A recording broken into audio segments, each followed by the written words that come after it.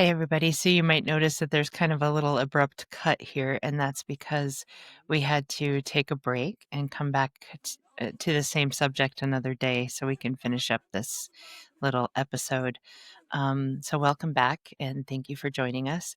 And I wanted to kind of touch base again on what we were talking about before, that Tori had lost a baby, and then I also went through a miscarriage. This was for me, the miscarriage happened in 2008, and so it was just before my mother died, and it was really, really traumatic and hard for me, and I remember feeling absolutely crushed that it happened and feeling like there was something wrong with me, and, it took a long time for me to realize that it was actually something that was very common and that nobody ever talks about it. Almost all of us know someone who is affected by the loss of a baby or a miscarriage. So, I know we were just talking about this off camera that we all carry it around with us all the time. That is something. What did you say about that, Tori? It's something that you never ever get over. It's there's triggers all around you every day, all the time, whether it be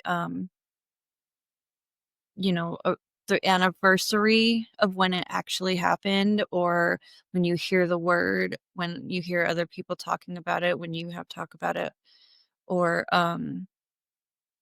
even when other people are having a child, it just kind of triggers those emotions. And it's just not something you ever get over.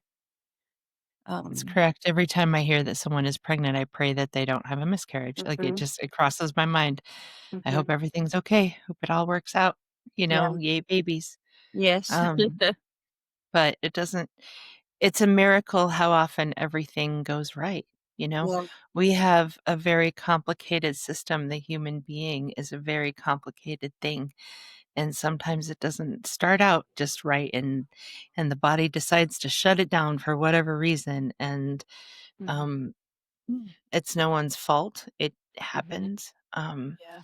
And it's one of and those things that you really need a lot of support. You need right.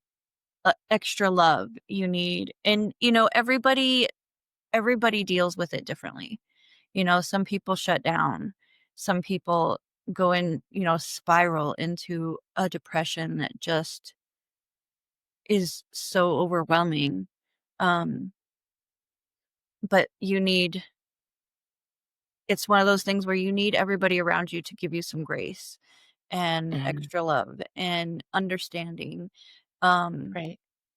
and when you don't have that, it's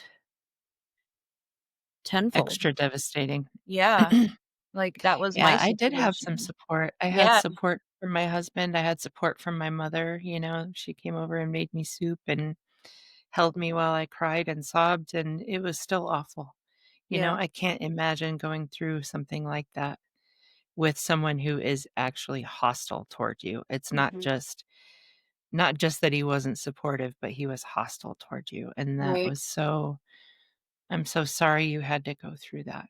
yeah, and also because of the way he was with me, well, partially because of the way he was with me, um, and partially because I was ashamed, um, I couldn't share it with anybody else. Nobody else in the world knew about what I was going through. Um, That must he have been so knew. stressful and painful. Yeah, he knew and his mom knew, and I didn't find out until years later. He Mhm. told his mom that I got rid of the baby because I was cheating on him, which was so far from the truth. And so that's what her thoughts were. So she didn't give me any support either because she thought I was this horrible person, and it wasn't true. And so I never ever talked to her about it either. These were the only 2 people that knew about it in the whole entire world, was him and her.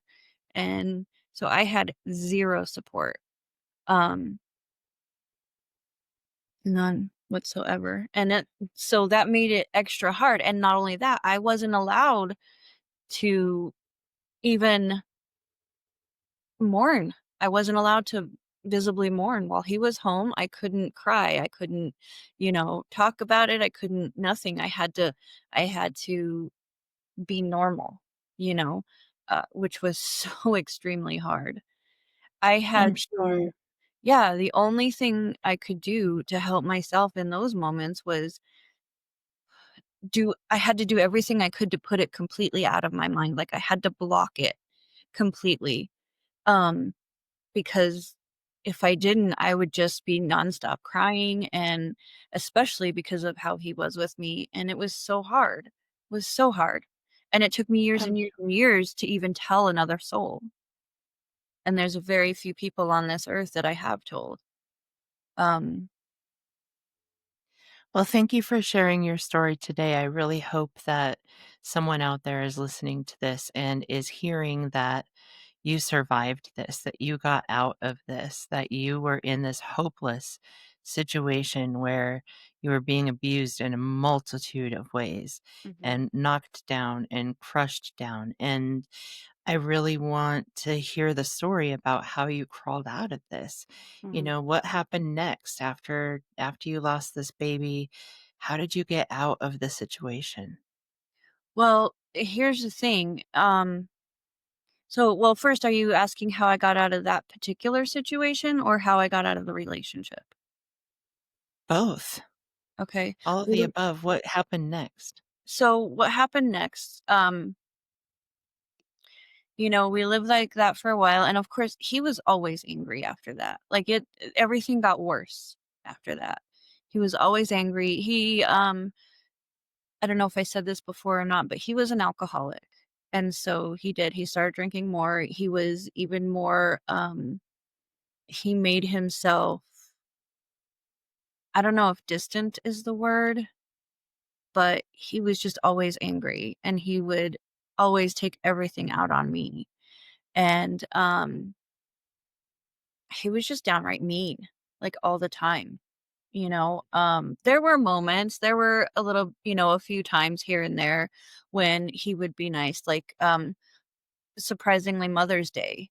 He would, I just remember this one time when he, took me and Emily fishing in the mountains, and it was actually a really good day. And so there were days that were good here and there, um, but there were also days that were not so good. So, obviously.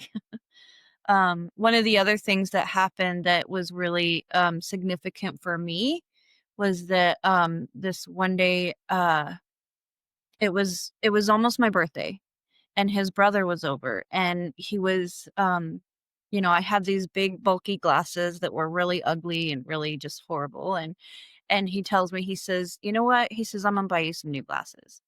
And I was like, "What?" And he's like, "Yeah, that's gonna be your birthday present from me. I'm gonna buy you some new glasses." And he gave me $500 in cash and said, "Go get yourself a nice pair of glasses." And I was like, That was very "Okay." generous of It him. was How very nice. generous, but, Mhm. yeah, I was so excited, I was so happy because I hadn't had new glasses in a long time, and I really didn't have obviously, I didn't have any money because I didn't work, and he wouldn't buy me glasses, so yeah, I was excited, and, um, since I didn't have a car, my husband had to take me, so we go to the eye doctor, I'm picking out some glasses, and, you know, everything I looked at, he would look at the price, and he'd be like, "No, not those, no, not those," and he made me pick out, the cheapest pair of glasses, and they were almost exactly like my original pair, like, almost. They were a little bit better, but not a lot, But the and brother-in-law gave you $500, mhm, and he told you to spend that $500 on glasses. mhm, So I can't imagine that the cheapest pair was anywhere near $500. not even close. Why was he Not even pushing you close. to buy the cheapest pair? Um, because I wasn't worth it. Of course you're worth it. Mhm. Yeah, Ugh, he didn't want okay, to spend his brother's money on something like that for me. that's disgusting. Yeah, and I had to give his brother back the change. Why?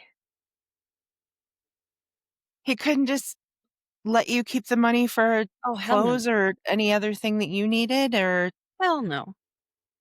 No, he was that already mad that Emily needed? yeah, he was already mad that his brother gave me any money whatsoever. He did not like that at all. And the only reason he let me go buy any glasses was because his brother insisted.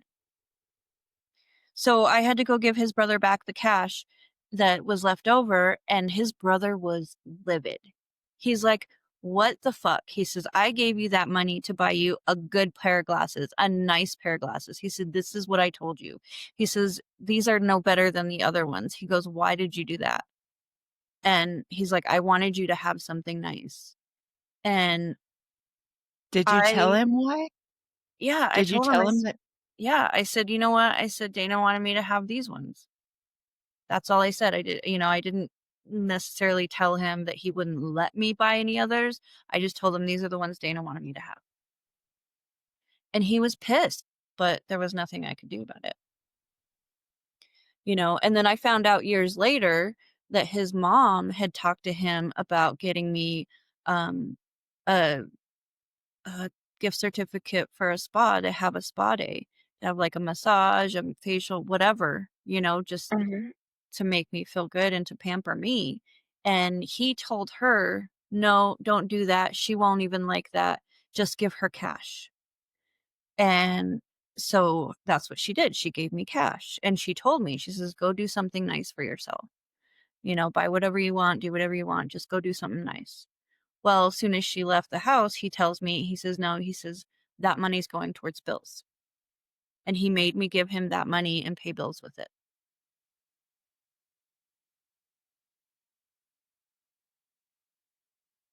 Oh, how did you how did you let him live, first of all? 'Cause I know you, Yeah.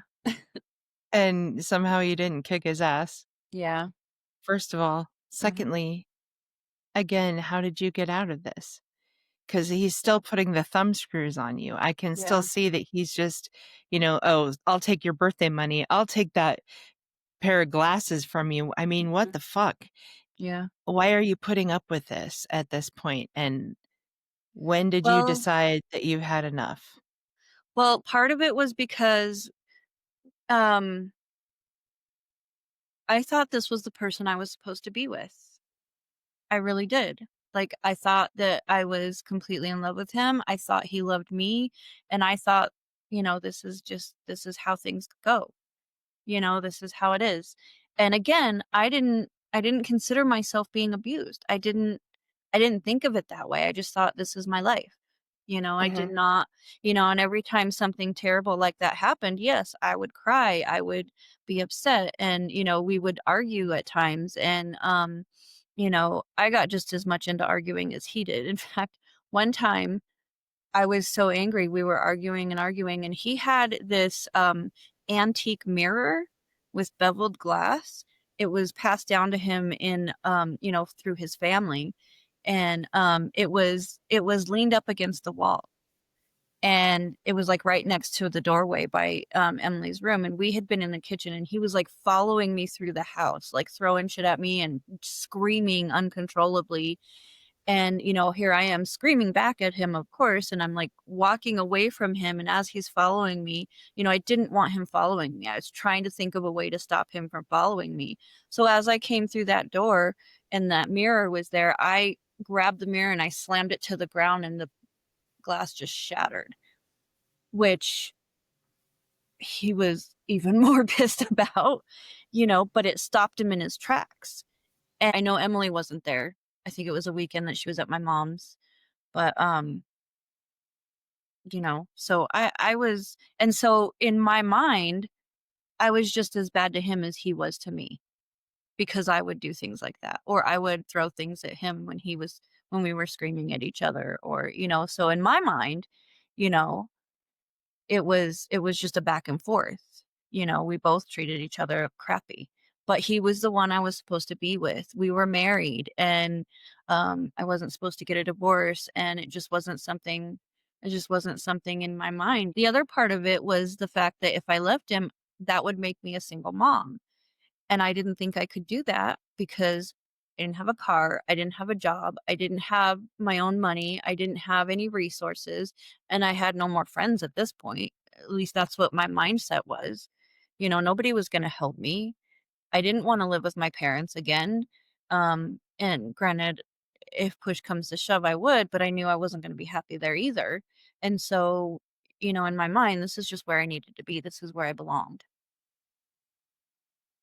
The next big thing that happened was she was about 3 years old, Emily, and he needed to put her on his insurance through work. And I think up until then, she just didn't have insurance, and neither did I. And so he Mhm. put me on his insurance, which was easy. He was putting us both. Me was easy because we were married. We had the marriage certificate, all that. But the insurance company wouldn't accept her until he had a or until he had a paternity test, because when she was born, I didn't put a name for the father. So we had the paternity test and it came back that he was not the father. And cue in Jerry Springer. um, and he flipped out and he screamed and yelled and he called me a whore, and um he told me that I was no longer welcome in his life, and he kicked me out. He kicked me out of the house, me and Emily. He said he Best thing never. that ever happened to you, Right? I didn't know that at the time. right? But, he, Alright, I'm sure that didn't feel like it at the time. I'm sure it didn't feel not that at way. all, not at all. I But was. as your friend, I'm glad that you had some kind of out at some Yeah, point, even if it was forced. right. So he kicked you out because the child that he had been supporting and loving as his own for Mhm, several years now mhm. was not biologically his, Right, right. even though he was with you on and off Mhm, since you were pregnant with her. right. And he knew from the very beginning, because I was always honest, and so he knew that there was a possibility that she wasn't Right? his. So it Because you wasn't had been like. with someone else just before you met him, Mhm, mhm. so Yeah, and, it's life. yeah. But and the thing is too is, like I said before too, she was such a daddy's girl. She absolutely adored him. She idolized him. She followed him around like a shadow. Everything he did, she did. She played guitar because he played guitar. She tried to play his drums, but you know, I mean, she's 3 years old and drum sets are big. But, she What wanted to kind do of a everything he did. disgusting coward walks away from that kind of love? Right? What Yeah. kind of disgusting coward Yeah. walks away, disowns a child because Mhm. he didn't put the DNA? Mhm. Like, why? Yeah. I don't know. That Well, breaks and my heart, yeah. frustrates me to Yeah. no end. Mhm. Okay, so then what did you do after you got away? How did you survive not having a car? Where did you go next? What did you do? So I went to my parents and I stayed with them, and they even helped me get all my stuff from his house, or whatever he would let me get. He kept some of my things, but I got what I could. Um Did you tell them that he had been abusive? oh god, no. Mm-mm. Absolutely not. All I told them is that I mean, I told them about the paternity test, that he wasn't the father and that he was upset about that, and we argued, and that was the end of our relationship as far as I knew. And they were like, "Okay, you're coming home. We're gonna help you." Blah blah blah. And of course, I was determined not to live with my parents for a really long time, and I gave myself a time limit. I said, "I'm gonna 3 months. I'm gonna stay for 3 months, no more than that, and I'm gonna get my shit together in those 3 months." And so I First and last month's immediately, rent, yeah, a immediately car? I looked for a job, and and that's when I found the job at the nursing home. I looked in the paper, I found this ad, on the job training, become a CNA, and I was like, "Okay, I think that's something I can do." I applied, I got the job right away. And I was starting right away. I was so excited about this job. The other thing is I was getting a settlement from a car accident that had happened earlier, like a couple of years before that. Um Mhm. I was getting a settlement and it was like $4,000, which isn't a whole lot of money, but it was enough for me to get a new car. And Right? it was enough to help me get into an apartment. And it was just a one room apartment, so no bedrooms. It was just the living room slash kitchen slash dining room.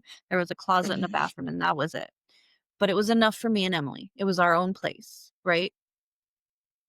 And I got my car. And here's the thing too, is right before I got all of this, him and I were on the phone one day and I was telling it because he was on the phone with me telling me that, um, you know, what am I going to do now? Blah, blah, blah, blah, blah. And I said, well, I'm getting a job, I'm getting a car, and I'm getting my own place. And he literally laughed out loud at me and he said, that's bullshit. He says, you can't do any of that. He says, you're too stupid and worthless to get any of that done. He says, I don't know what you're thinking. And I was You're like, like, watch me. "Watch me." Yeah. Do you know me or what? I guess I do. And that was the day that you decided it was your life and you could do what Mhm. you needed to do. It was, yeah. Oh, but real And quick before even that, so when I left, he refused to talk to me or Emily. And Emily, of course, being the daddy's girl that she was, she wanted to talk to him all the time and she didn't understand why we weren't going home. Her thing was, can we go home now? It was always, can we go home now? And after a couple of weeks of me telling her, no, this is our new home. We're going to stay with grandma and grandpa. We live here now. And well, when is daddy coming? When is daddy coming? Daddy's not coming. And so after a couple of weeks of that, she got to the point where she did not want to have anything to do with me. She would cry and scream and kick and fight anytime I was with her. But if it was my mom or dad or literally anybody else in the world, she was a peach. But I walked into the room and she would immediately start crying and screaming. And, it hurt me and I wasn't sure what was going on, because this was my baby girl and we always, we were close. Um, and then one day, um, it was me and her, and I was talking to her, and I looked in her eyes, and your child, your baby loves you dearly from day one, and mhm. you can always see that love in their face when they look at you when you're interacting with them. And well, this one particular day, I could see hate in my daughter's eyes when she looked at me, and it completely broke me. I mean, completely broke me. And on that day, I decided my daughter and the rest of the world would be better off without me. Oh, no. And again, I didn't say a word to anybody, but I was making plans in my head to disappear. I was ready to go Oh, honey. home to God. And I made plans in my head. I started to make arrangements for her and make sure that she would be able to stay with my parents. Um, I was finalizing everything in my life to make sure that she was set up to be taken care of well and loved well, and I was ready to just disappear for good. I really truly believed that the world and her, I figured she would be so much better off without me at that point. Oh, That Tori. all I did was ruin her life and my life and everybody else's life by just being here. And so that's what my plan was. And so then, I had this conversation with him, which it did two things. That conversation with him did two things. One, it it made me really feel like, yeah, I was right to do what I was planning on doing. But on the Mhm. other side, I was because of my own personality, I was like, I'm gonna show this motherfucker, you know? And Good. so, yeah, so I got the job, I bought the car, I got the apartment, I started setting things up and doing all of that and proving to him the day that I could call him up and told him, "Look, I got this job. I started it. I'm loving it. Guess what else? I got myself a car. It's a great car. It's a Toyota. It's in really good shape. And I got myself an apartment. Emily and I have our own place now. Fuck you." Click. How good did that feel? Oh my god, it felt so fabulous. Fabulous. I and You're like, that's "Go what take gave that." me yeah, that's what gave me hope and kinda, "Okay, maybe I can do this. Maybe I can do this." Um, and, sorry. And so, you know, How long that did it take for her to understand that he was abusive? oh, years, years, years. Not until she was a teenager did we start talking about that stuff. Because, okay, so, So she after all of blamed the you all of those years? yeah. I think, it got better once she got to see her dad, and after that, he called her pretty regularly and let her talk she would talk to him, which was good for her because that helped her a lot. But yeah, all those years she thought it was me. And so at one point he's like, "I really wanna get back together. I miss you, blah, blah, blah, blah, blah. I want my family back." And I said, "You need to prove yourself to me first. I don't trust you." And we stayed living separately for a whole year and a half. And, so once that lease was over, again, I got a new apartment. This time it was a two-bedroom apartment. Like I say, moving up in the world. I'm making money, I'm living my life, I'm paying my own bills, and I'm feeling much better about myself because I was able to do all this stuff for me and my daughter, and, she was doing better and I was doing better and he seemed to be doing better too. And so this third apartment that I was moving into, he even helped me move in and he helped me paint the apartment the colors that I wanted. He helped me put everything together and this time, when he helped me do all this, it was me. It was me decorating. It was me putting things together and so that made me happy. Um and it made me feel good that he was not arguing with me or trying to convince me to do things differently. I got to put whatever I wanted up, and that made me happy. So anyway, Did you forget at this point that this was the guy that ripped the phone off the wall, that this was the guy that kicked you down the stairs, that this was the guy that, you know, caused you so much emotional turmoil that you probably, had to Mhm, lose a baby, that all of these things happened and you're just kind of forgiving him again. You're like, "Okay, well, he's doing better now, so I'm gonna forgive him this time, this mhm, 50,000th time." yeah, I Okay, so didn't. there must be I don't understand it. I don't Yeah, get it. well, At what point did you say, "That's it. This is yeah, it"? Like, it sounds like you're about to take him back again, like mhm, he's sneaked back into your life again. yeah. Well, see, I There I must have didn't been I didn't Go ahead. forget about everything that he did. I didn't necessarily forget. I just thought he was getting better. And again, I thought that we were supposed to be together. Okay, so did you ever let him back in again? Yeah, I did. Yeah. Well, and here there were so many things that happened, so many things that I should have, that were signs that I should have been like, "I'm done." A lot happened and there was just so many things and this has already been, a really heavy topic. It's been really hard to get through. Um it's hard for me obviously because it's my memories and my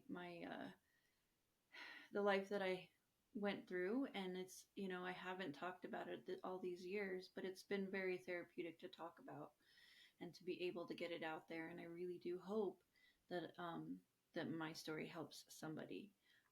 It's also been very hard for my bestie Taryn to hear everything all at once because she's never heard it all at once before, and I know that it's been overwhelming for her. And I want to thank you, Taryn, for being here with me and for listening and for letting me talk about all of this really tough stuff. Um, You're welcome. It's been really hard for me also to know that this was happening and I was unaware of it. mhm, I was unaware of all of this stuff that was going on because you were hiding things from me too, mhm, and I wish that I could go back in time and rescue you from some of this stuff, and that's really frustrating to me to hear that you were going through this and there was nothing I could do about it. And there's still nothing I can do about it, and I just want to I just want to say that I'm amazed by you. I can't believe that you made it through all of this and that you're still sane and that you're still smiling and doing what you I don't know. I'm very amazed. It has been a long journey trying to get through this episode even just to talk about it. But it's worth talking about and it's worth sharing and it's worth hearing and it's worth um, hopefully helping someone else get out of this kind of situation or even recognize that it's a problem. That's that right there is one of my biggest reasons for wanting to share my stories, because so often the person in the situation doesn't realize, and you can be told by so many people around you. Most of the time everybody around you sees it before you do. Mm-hmm. And you can have as many of those people tell you as many times and in as many ways as they can that this is what's happening, but in your mind none of that makes any sense. In your mind, that's not what's happening. You're too focused on making excuses for the other person, and you're too focused on trying to make it work, that it you just Mm-hmm. don't see it. And but uh, that's part of my wanting to share too, is for to show people who are currently in these situations, you know that this is what's happening and it is not your fault. um and there's nothing you can do to fix the other person, because that's where the fix needs to happen, is the other person, and you can't do that until you leave. The only thing that's going to fix him, or that might fix him or her or them, is if you do leave. And then but you have to stay gone. That was my thing, is I did go back. I went back a couple of times, and he was able to convince me more than once that he would do better. And it wasn't until we finally started counseling, and like I say, counseling made me it gave me the strength to leave. And that was my tool, my biggest tool. But there are other tools out there, and there is, especially now, things have come a long way when it comes to helping people in these situations, and there are hotlines everywhere, and you know there are counselors available, and your friends and family. A lot of times, maybe not all of them, but a lot of times you're going to find somebody in your circle that is going to be able and willing to understand that you need help, and they're going to help you. So, At the very first part of episode one of this mhm, series, we um, we posted an 800 number and a number that you can text for domestic mhm, violence. And I just wanted to remind everybody that that's going to be in our description. mhm, So please look for that if you're watching the second half. right. We have an emergency number down there. Um, it's very anonymous. You don't, they're not going to ask you for all your information. So, give them a call Mhm. and give them a chance to help you realize what resources there are available to you. Don't be ashamed to ask for help, and don't be ashamed. Try not to feel ashamed for what you've been through, because it is not your fault. It is not your fault. No matter what this other person has told you or made you believe, um, understand that it's not true. It's not true.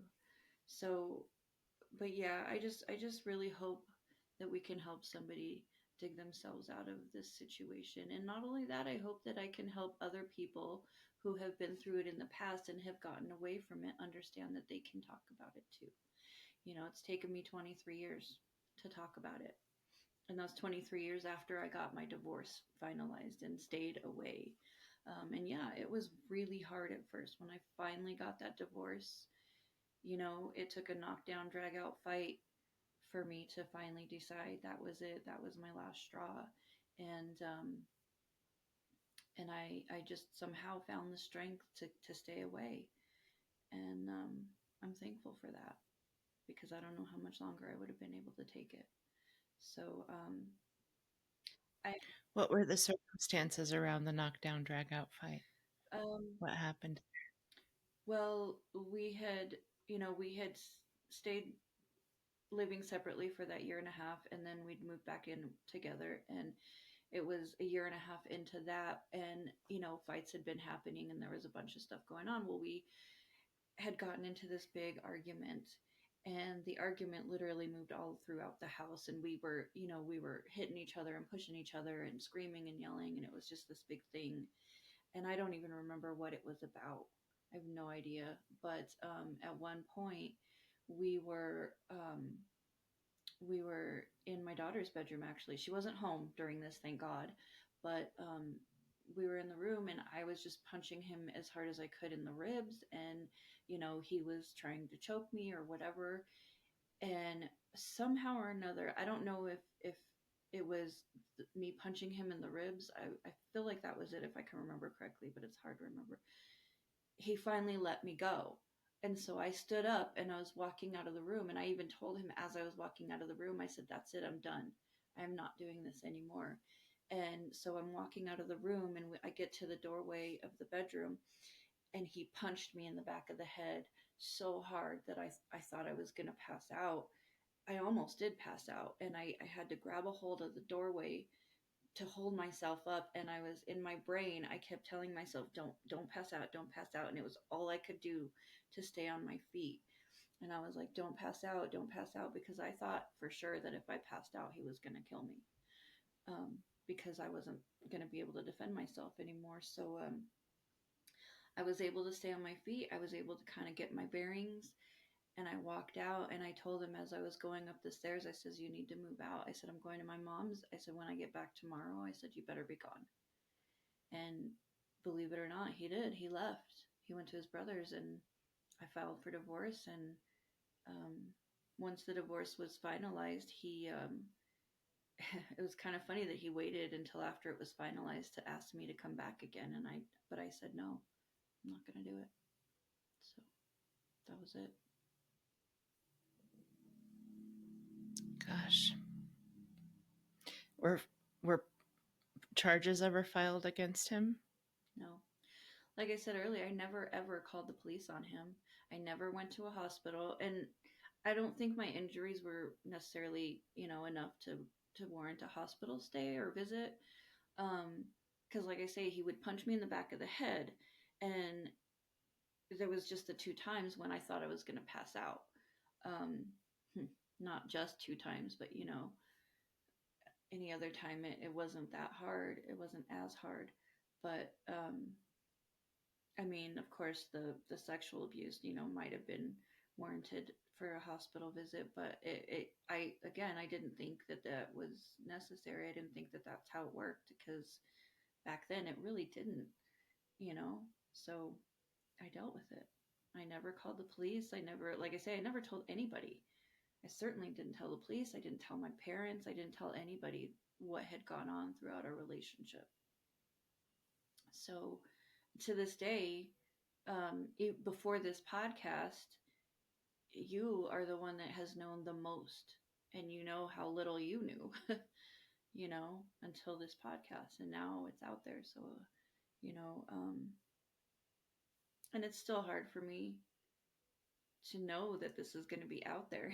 It's kind of scary to know that this is going to be out there for anybody and everybody to see and to hear and to, you know, but if it helps one person, it'll be worth it. So, I agree. Well, thank you very much for telling your story. Thank you very much. mhm. Thank you. Thank you. Thank you all for listening. Um, and we'll put the links and the hotlines on our Instagram page as well. So if you know anybody that you even suspect might be going through something hard, please pass on the information to them, and please give them some grace and give them your support and your love, and don't judge, because that's not helpful. Please don't judge. Don't ask them, why haven't you done this? Because that's basically victim blaming. And that's more harmful than it is helpful. October being Domestic Violence Awareness Month. I'm glad we're able to put this out right now, and I hope I help somebody. Happy travels, everyone. Happy travels indeed. Take care.